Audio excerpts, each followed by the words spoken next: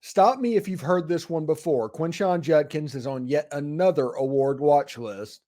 And the Grove Collective has a roaring start for the day of collection. We'll talk about that as well, plus some personnel information. Some big news came down from the wire. This is the Locked On Ole Miss podcast. You are Locked On Ole Miss, your daily podcast on the Ole Miss Rebels, part of the Locked On Podcast Network, your team every day. Thanks for making the Locked On Ole Miss podcast your first listen every day. We're free and available wherever you get your podcast, including YouTube. We're part of the Locked On Podcast Network, your team every day. If I'm talking fast, if it sounds like I'm on fast forward, it's because today is a jam-packed show and I need to get this within 30 minutes. So I am going to talk about this and try and get as much to the point as I can. The first thing we are going to start with is the fact that Quinshon Judkins is on yet another award watch list. He is popping up on All-American lists all over the country. And yes, I know this should not be surprising. He is the best player potentially in college football, definitely the best running back in my opinion, but he is popping up on these award watch lists all over the place. This is the Action Network's version of it. He also made the AP All-America team.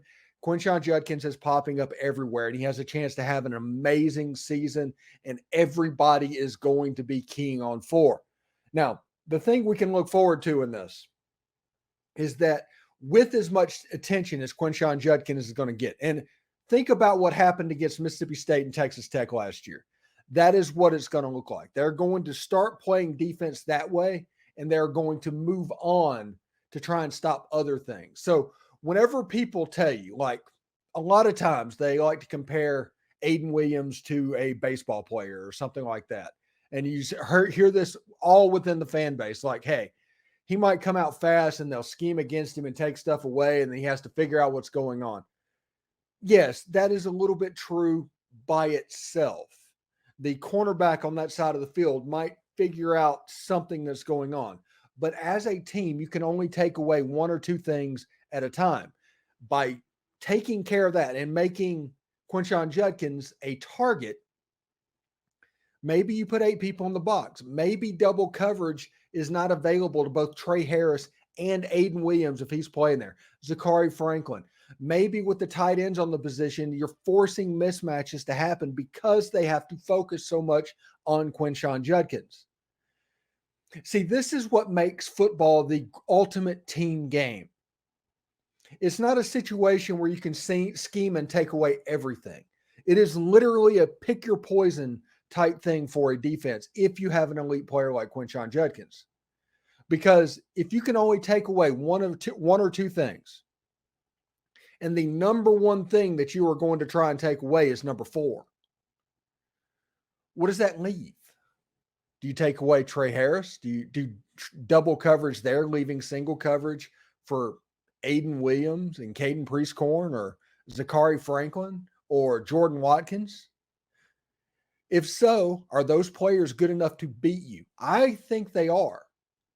And now you see why I'm getting so excited about this year. The more press that Quinshon gets, the better off it will be for the Ole Miss Rebels. Now, here's the kicker. Last year, when Zach Evans got injured, he missed the LSU game and went out in the Alabama game. Ole Miss's offense went down considerably. You needed both of them. Why did you need both of them? You needed a running back to stay fresh. Ole Miss was 3rd in the country in rushing for a reason. And they ran it, and they ran it, and they ran it. And they just had a weapon in Quinshon Judkins, and they had a weapon in Zach Evans, and they looked to utilize them like crazy. But when Zach Evans went down against LSU and Alabama, this team was not the same team. Was not the same team at all. And how did Lane Kiffin look to rectify that? Well, he looked to rectify that in the portal, and he went and got Jam Griffin from Oregon State, who came in this fall. Now, he might be a little bit of a slow burn type player, and we might see what he needs to be developed in Ole Miss's offense. But Oregon State was a zone running team. It might have been an under center zone running team, but it was a zone running team. So you're not going to have to teach Jam Griffin how to run the zone play. You're not having to teach him how to run your offense. He just has to learn where to line up and how to do it out of the shotgun. Inside zone, outside zone, maybe some counter type stuff. These are things that can make the offense very effective. He is going to, let's see, he's wearing number 6. I just realized that was Zach Evans' number, I think, last year.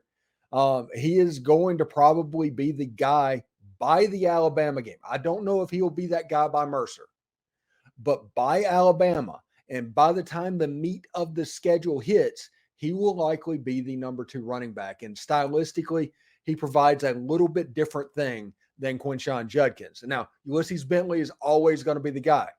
He's going to have a Jerry and Ely type role. That's what he was brought in to do. He just needs to stay healthy. He just keeps getting nicked up all the time. And if he's not on the field, he can't help us. But when he is on the field, you saw in the spring game exactly what he can do. And the 4th string running back, Kedrick Reescano, running back out of New Caney, Texas, MVP of the Polynesian Bowl, a former top 5 high school recruit, running back that is just absolutely going to be a dude. Now, the difference between this year and last year is last year, Ole Miss had Zach Evans, and everybody was counting on Zach Evans, including me. If you go back and listen to my show, like every other episode for about 2 months is about Zach Evans, when I'm not talking about the quarterback competition. But the second running back turned out to be Quinshon Judkins, and they needed Quinshon to be a dude, to be the guy, to be somebody that can be counted on. Quinshon was an unbelievably special guy. Kedrick is going to be that guy. Ole Miss has a type when it comes to running backs. They just do. They have an absolute type. And I think Kedrick is going to get to the level that we want him to get to. But now as a true freshman, he doesn't have to. He can get those second half carries against Mercer, get comfortable, spell the running backs when they're needed, but there's not the pressure for him to be the guy to back up Quinshon so early in his career. This is a benefit of the roster becoming more talented. This is not a negative in any way. This is a benefit. And I think Kedrick Reescano is going to be a guy. He's going to flash some this year, but it's not a situation to where he has to come in and back up Quinshon Judkins. Now, these are all exciting things and all things that I'm excited about. And we're going to talk about in the next segment, the Grove Collective and what they went through yesterday, beginning their week of collection. It's a week-long event where they're going to announce things, but it started off a day of giving, a day of collection with the Grove Collective, with Walker Jones and like seemingly all the coaches, including the voice of the Rebels, who was there as well, David Kellum. A huge fan of DK. Enjoyed my time talking to him whenever I was in Oxford. But before we go to break, I do want to let you know that a couple of big personnel things happened in today's practice, okay? The first thing is Khari Coleman actually was present for the media viewing portion of the Ole Miss practice today, so he was practicing on the field. Kiffin is speaking today. I'm sure he'll be asked about it, so we might get some clarity, although I doubt it. But Khari Coleman being on the practice field is something we should take into account. And the other one is, this is a big one, especially with the news of DeAndre Prince. Chris Graves got his eligibility. Now, Chris Graves was not removed from Miami's team. Just whenever he entered the transfer portal, Miami stopped his aid, which meant that he was more likely to get a waiver than not. Maybe Miami stopped that way so he could get a waiver. Maybe they helped him out the door. But Chris Graves is a former 4-star top 100 defensive back, I think out of Fort Myers. He's kind of a green player. We might think about doing a breakdown as the season gets closer, specifically on Chris Graves, but he has a chance to be a really, really good football player. Now, this isn't a player that Ole Miss fans should expect to see on the field, honestly, in the next month. But towards the end of the season, you might see him start to get in the rotation. He's already, I think, used his red shirt at Miami. So the 4-game rule is not necessarily going to matter. I just think right now, with him starting practice today, with the Mercer game being less than 2 weeks away, I think it's going to be difficult for him to get into the swing of things without going through things for about a month. I think Chris Graves is talented enough to give you an excellent look. I think there's going to be some scout team stuff that goes on. I think that him being out there on the scout team is going to help Jackson Dart and Spencer Sanders and those quarterbacks as well. But those are big personnel news. Getting Khari Coleman back, that's big news. If in fact he is back, but he was apparently at practice. And Chris Graves getting eligible is important. Now, as far as the waiver watch goes, we're still waiting on TJ Dudley, but that TJ Dudley waiver was always more of a long shot than Chris Graves. Chris Graves, people pretty much assumed that he was going to get that waiver. They didn't know so much about TJ Dudley, so we will pay attention about that as well. Anyway, when we come back, we will talk about the day of collection and how that went for Walker Jones and the Grove Collective. But first, I want to let you know that this show is sponsored by BetterHelp.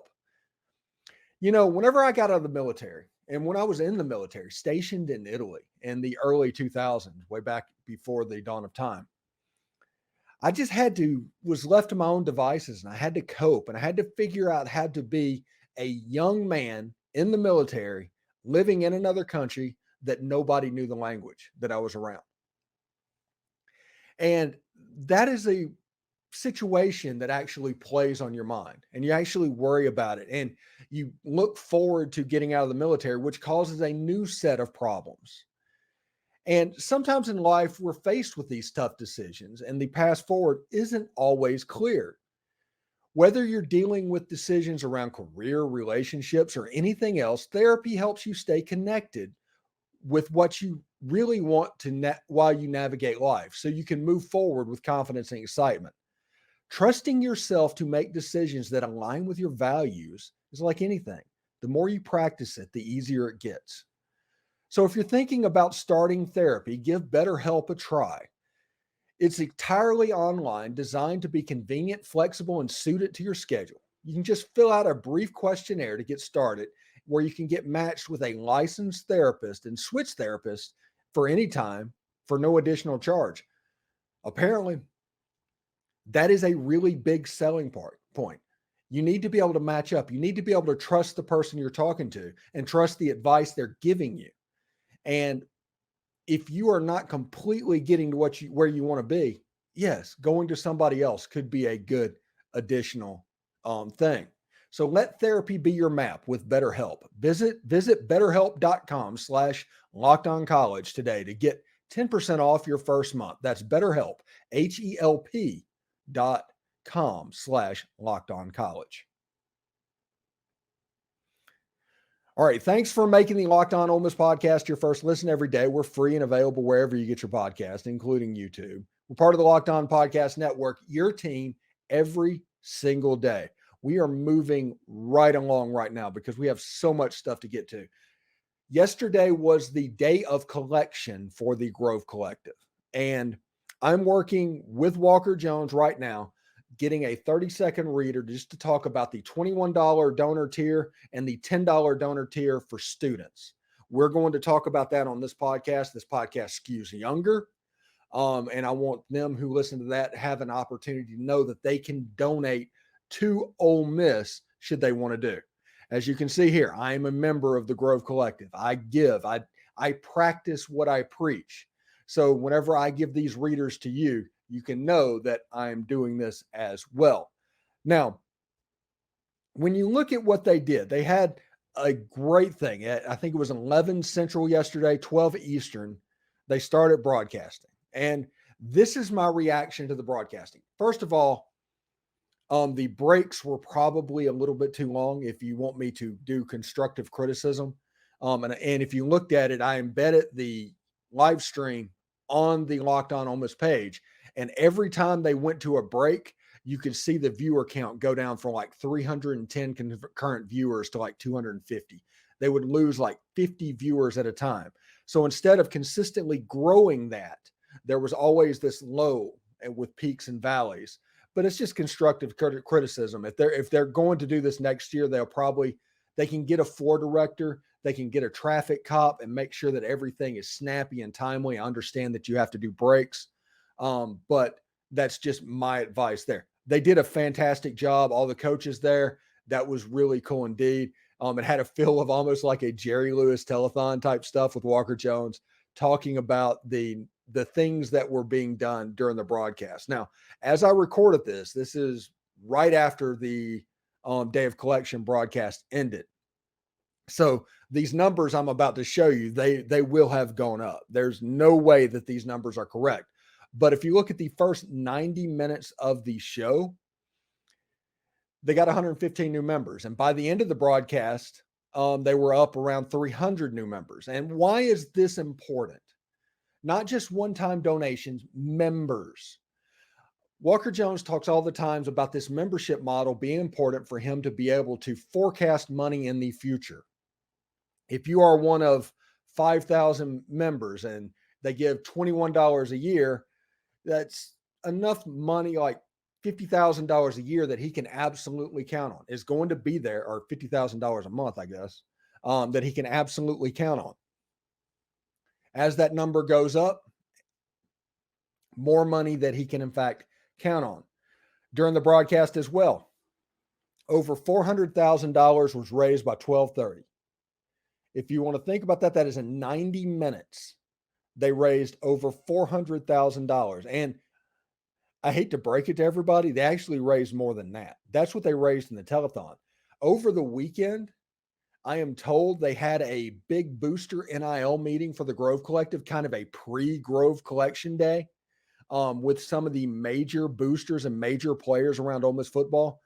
And there was a chunk of money that is being earmarked for the Grove Collective for the 2024 recruiting class.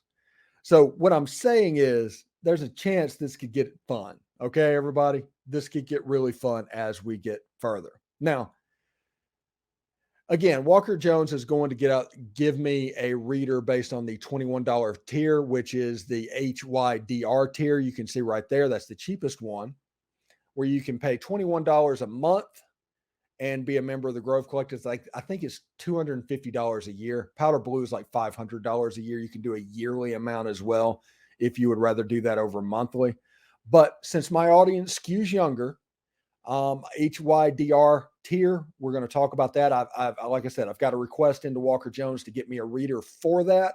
And also, this is the union. It's for Ole Miss students. It is $10 a month to NIL. And this is a really cool thing. This is a way to get your foot in the door. This is honestly a cool way. I mean, just the exclusive promotional discounts around Oxford will probably be more than $10 a month. So you take care of this and get this, and all of a sudden you build in and you give, and all these students that are in the vault on Saturday, all 7 to 10,000 of them, they all get $10. That's $10,000 a home game. That's $60,000 a year just off of the students if they all donate it. So this union thing is something that I'm going to talk about a good bit during the season, because I think this is a really good program as well. It's next to no money. It's basically the cost of Rebel Grove, or heck, what is it? That's probably a mixed drink at the library at this point. And you can do that, and monthly you can handle that and help yourself have more enjoyment in the football stadium. We all like going to football games. We all like seeing them. This is a way that you can actually have an impact on what is happening as well. It's pretty cool. It really is. It's pretty cool. But the day of collection, it went on yesterday. The week of collection and the week of announcements that the Grove Collective is about to go through is going to last all week. And the next week we're in game week. We're waiting on Mercer to where we can start thinking about how we're going to do our best to sell out that stadium, to where we can perform on the field and do all the stuff that we enjoy doing after we do all this administrative stuff that can make us better for the future. So The Grove Collective Day of Collection, a major, massive success for the Grove Collective. So congratulations to Walker Jones and the Ole Miss Athletic Foundation and Keith Carter and everybody that surrounds the athletic department in any tangible way. Congratulations to them. All right, today's show is brought to you by FanDuel. And I just want to let you know, football season is about to kick off, and FanDuel is giving you the chance to win all season long. That is because right now, when you bet on a Super Bowl winner, you can get bonus bets every time they win during the regular season. So if you bet on the Saints to win their opener, you can win up to 17 times of bonus bets to where you can bet on spreads, player props, over-unders, and more. So visit FanDuel.com/lockedon to start earning bonus bets with America's #1 sports book. Lines are already starting to go out on Monday. We are going to have the lines for week 1 of the college football season. The big one that sticks out this week is I think Navy is favored by 23.5 or something like that. Or Notre Dame is favored by 23.5 against Navy. So that is really interesting. Also pay attention to some other stuff that we're going to have going on during the season as well. So that's FanDuel.com/lockedon. Also, this season, pay attention to us. We will tell you exactly which channel you can catch the Ole Miss Rebels home broadcast on SiriusXM. You want to catch DK. You want to hear all the excitement that goes on with Rebel football. You want to sync that up with the TV broadcast that is on the air and hear DK's fantastic tones of announcing, somebody I've grown up with. There it is. We will let you know on SiriusXM where that game is. Starting next week, you'll be able to find out about SiriusXM. Anyway, thanks again for making the Locked On Ole Miss podcast your first listen every day. We're free and available wherever you get your podcast, including YouTube. We're part of the Locked On Podcast Network, your team every single day. Hi, I'm Stephen Willis, and this is the Locked On Ole Miss podcast. And we've got a couple of questions in viewer mail. We got a couple of minutes left to get them in. So I've been talking really fast. So thank you for bearing with me because there's just so much information that I wanted to get into today. Now that we've hit the viewer mail segment of the broadcast, we can slow down a little bit. Why is Ole Miss not recruiting a punter? 2024 class is pretty loaded with them. Do you think it may be a sign that they're comfortable with where they're at? That's from Will I Am from the Discord server. And yeah, I think so. Now, if you listen to my podcast yesterday, I mentioned the punting game. That is one of the areas that Ole Miss fans probably need to be concerned about if they want to, make it past what they want to be, because by the end of the season, we were punting at about 30 yards a clip. Our punting game was not very good hang time. I don't know if we're going to rugby punt. We have an Aussie style punter, so we do have that available to us. But if you kick the ball 32 yards as opposed to 42 yards, as opposed to 52 yards, that difference is hidden yardage. So every time you hit a shorter punt, basically, if it's 32 yards, just say, hey, that's over a first down in hidden yardage. That's something that can't happen. So I don't know how Lane Kiffin feels about the punting situation. I know he's not recruiting them at the moment. I know that we haven't heard much about him. And I think if it was an issue, we would have heard something about him. But I don't know exactly how that is going to go moving forward. Now, Ranting Rebel asked, we'll be needing a punter in the future, but what is in the class of 2025? In the class of 2025, there's 3 players that you need to think about. Now, obviously, there's more, but as this early recruiting cycle begins, getting ready for the 2025 season, I think the number 1 player that Ole Miss needs to pay attention to is Deuce Knight, the quarterback that is up in Lipscomb. He's originally from George County. So many people are impressed about what the Southpaw can do as a quarterback.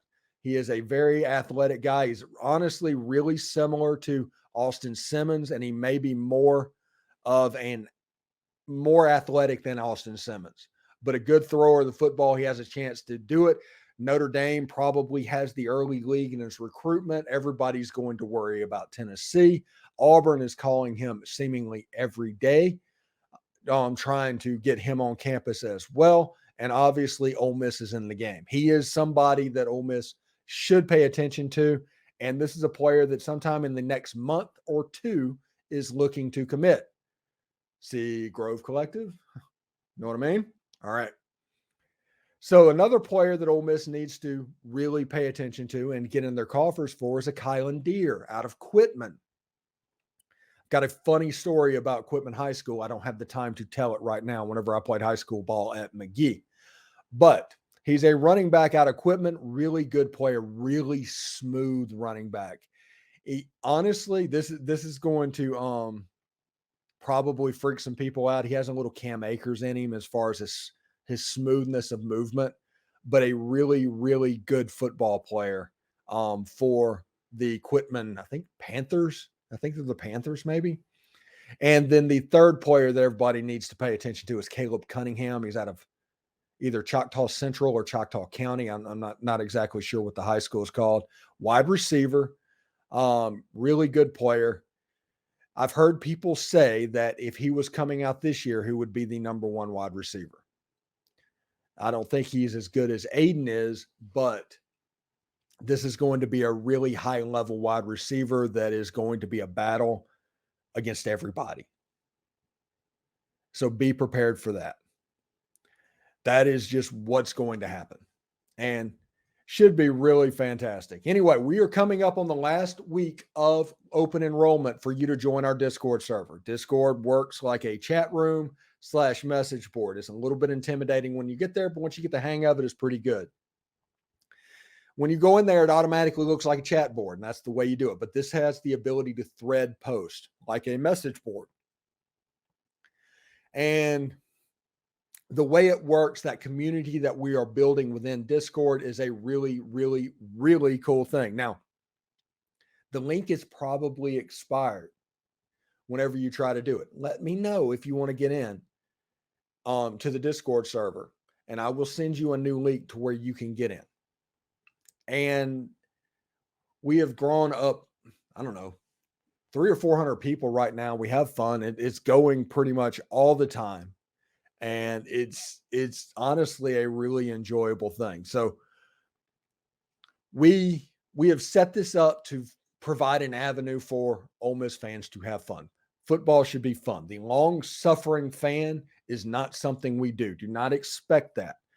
We do not do anything like that. We want to have fun. We're not going to tell you how to be a fan, but just we ask you not to do the same, essentially. The Discord, though, is really a good time, and I look forward to seeing everybody in it as well. So we got this in under 30 minutes. This is fantastic. This is really good. Anyway, tomorrow on this show, Lane Kiffin is meeting with the media today. If he says anything interesting, he will be there, and we will start to turn our attention towards the Mercer Bears. Yeah, that should be really cool indeed. Anyway, thank you very much for making the Locked On Ole Miss podcast your first listen every day. We're free and available whenever you get your podcast, including YouTube. We're part of the Locked On Podcast Network, your team every day. Everydayers, we got Pratt Rogers coming up. I think we got David Eckert coming up. We have Michael Borky coming up as we try to get as many perspectives as possible before the Mercer game starts. So it's pretty cool. I do like the fact that I just don't compete with anybody, and I can have all of these perspectives on the show without fear of, I don't know, advertising for them. It should be a lot of fun. Anyway, I hope everybody has a good Tuesday. Mercer's almost here. It's about, 10 or 11 days. We're getting close to single digits to Ole Miss football. Anyway, hotty toddy.